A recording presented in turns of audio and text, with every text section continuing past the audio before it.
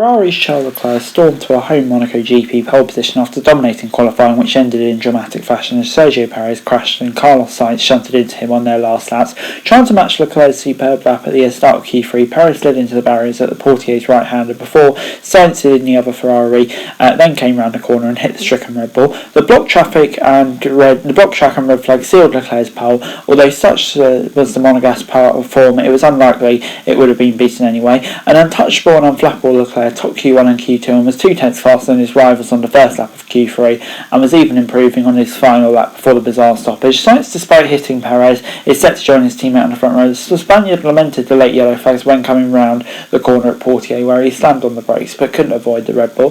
Perez was still third, with Max Verstappen struggling for pace throughout the all-important qualifying for F1's showpiece race. He will line up fourth ahead of Lando Norris, who impressively beat both Mercedes. George Russell extracted the most out of W13 in 6, out-qualifying Lewis Hamilton by 2 places and 4 tenths. But yeah, it must be noted Hamilton was quicker throughout most of qualifying. And kind of got caught out by the red flags at the end. It was gripping and qualifying as drivers pushed for the new for 2022 cars to the limit around the famous Monte Carlo circuit.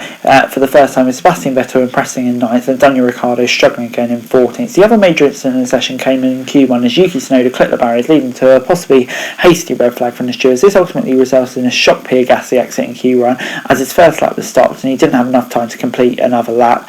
A crack over Monaco Grand Prix in store with cooler temperatures and a threat of rain for F1's most famous race getting underway at 2 o'clock UK time, so it promises to be a banger. But anyway, it's the second year in a row that Leclerc's pole in Monaco has essentially been clinched by red flags, as last year he was the one crashing, but this was different. Not only was the late stoppage nothing to do with him, but his pace all day made it clear he was never really going to be beaten regardless. I didn't think that pole was on today, so Red Bull boss Christian Horner. Charles was mighty. Leclerc has been on form all weekend in Monaco, topping 2 out of the 3 practice segments and every qualifying segment. Not only was his opening Q3 lap uncomfortably faster than anyone else, but we were robbed of an all-time lap, possibly from Leclerc. Remarkably, he was 4 tenths up on his final Q3 lap. Focus for Leclerc now turns to Sunday and ending his Monaco hoodoo. The 24-year-old has never finished a race around the Principality where he was born and bred.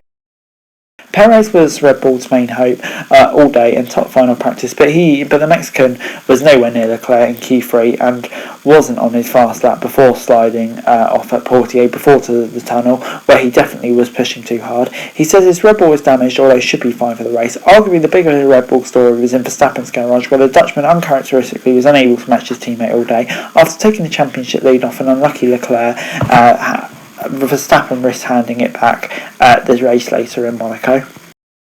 Mercedes, meanwhile, are about where they expected to be after struggling for mid bouncing on Friday and outright pace on Saturday. Russell hooked up what seemed to be a good lap, but was still beaten by the not 100% fit but on form Norris, while Hamilton was beaten by his teammate. Russell has finished ahead of Hamilton in the last 5 races, also now leads the 7-time champion in qualifying head-to-heads 4-3. But yeah, like I said earlier, it would have been really interesting to see what Hamilton could have done in that last lap without the red flag, because he did seem to have a slight edge on Russell. But yeah, Mercedes teammates close as ever. But anyway, before I go running through the final results, Charles Leclerc in first. Brilliant lap from him, just totally dominant today. Great job from him and a great job from Sainz as well. Close to Leclerc this weekend and doing exactly what they needed to do. Perez in third as well. I think he'll be very happy with that. He's outperformed Max all weekend and really showing what he could do. Perhaps pay back for Spain. And then you've got Verstappen in fourth. Disappointing weekend, but yeah, you wouldn't bet against him making it up tomorrow, even with how hard it's to be overtake. Norris in fifth, really extracting the maximum, still not feeling 100%. So impressive. Russell in sixth, great job to get up there.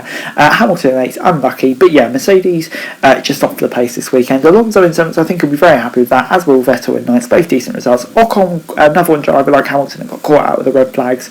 So yeah, he'll be disappointed with that. Yuki Tsunoda in 11th, obviously had that weird incident in 11th, so he'll be disappointed not to get into Q3, but still out qualifying his teammate, which is good. But Gasly, like I say, did get very unlucky. Bottas in 12th, I think he'll be absolutely gutted with that, because Alpha were hyping up this race weekend so much and it just hasn't happened to them. Then you got Magnussen in 13th. Haas just off the weekend. Haas just off the pace this weekend with Mick Schumacher down in 15th, so they'll be disappointed. Then you've got Ricciardo in 14th, and it's just another disastrous day for Ricciardo. Just needs that break, but it's not coming. Albon in 16th, he'll be disappointed because to get so close to get through to Q2, but still not a bad effort. And then you've got Gasly, like I say, just so unlucky. Stroll as well, had a minor breakdown over the radio. Another driver that seems to get unlucky. Then you've got Latifi, who just seems to be off the pace as usual, really. A bit harsh, but kind of true. And then you've got Joe. He's just had no luck in the last few races and got caught out today with the red flags as well. I think he was just about to finish the red flag when the fake red flag came out, which definitely wasn't needed. But there we go. But anyway, guys, that's the video. Thanks very much for watching. Remember to like, share, subscribe, and lots of comments down below. To the description for daily F1 news and subscribe to my channel and screen, that'd be greatly appreciated. Thanks very much for watching. Peace.